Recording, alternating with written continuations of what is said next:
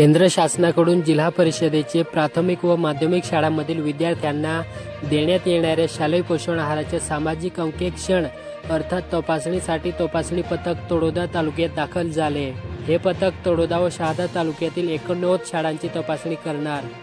दरम्यान शालेय पोषण आहार तपासणीसाठी शाळा देखील सज्ज झाल्याचे सांगण्यात आले। पत्नी व मुलाशी भांडण केल्याच्या रागातून एकाने लोखंडी दरवाजा मारून गंभीर जखमी केल्याची घटना काकरपाडा तालुका अक्कलकुवा येथे घडली। नंदुरबार येथील औद्योगिक प्रशिक्षण केंद्रात विद्यार्थ्यांना मूलभूत सुविधा तसेच वेळेवर डीबीटी मिळत नसल्यामुळे विद्यार्थ्यांनी औद्योगिक प्रशिक्षण केंद्राच्या आवारात आंदोलन केले। प्राचार्याच्या आश्वासनानंतर आंदोलन मागे घेण्यात आले।